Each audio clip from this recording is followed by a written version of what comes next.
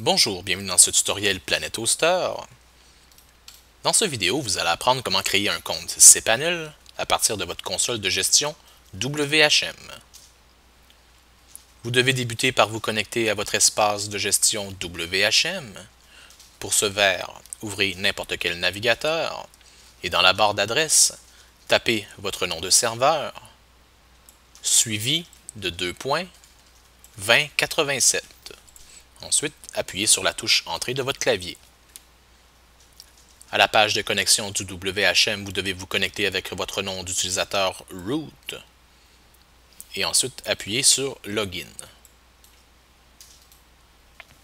Une fois sur votre console de gestion WHM, tapez dans la barre de recherche l'option Create, donc C-R-E-A-T-E,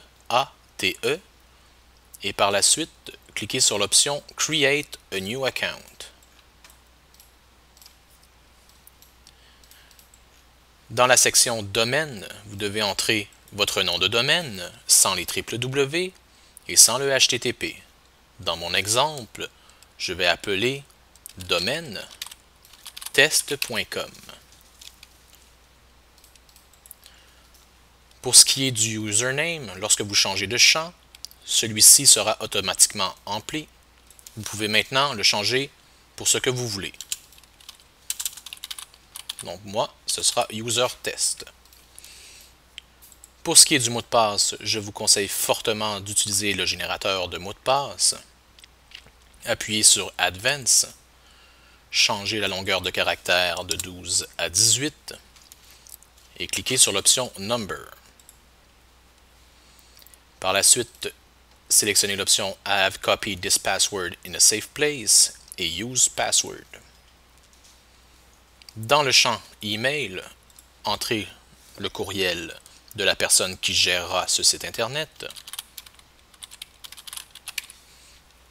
Dans Package, si vous avez créé des packages, vous pouvez le sélectionner ici, ou sinon, sélectionnez les options manuellement, comme le contrôle du quota de disque, la limite de bandwidth, le nombre d'utilisateurs maximum de compte FTP et d'autres options. Vous pouvez aussi donner une adresse IP dédiée à ce compte et ensuite choisir le thème cPanel à utiliser. Dans mon cas, j'utiliserai le thème X3 et dans Local, il s'agit de la langue du compte cPanel. Donc dans mon cas, français.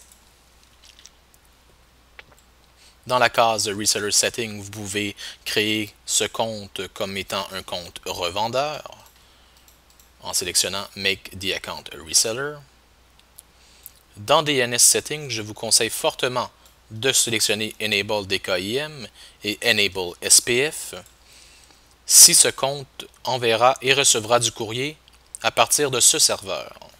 S'ils utilisent un service externe de courrier, ne sélectionnez pas cette option.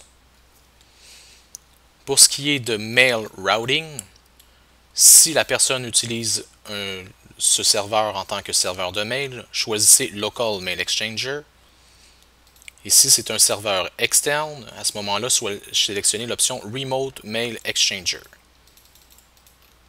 Ensuite, appuyez sur le bouton Create.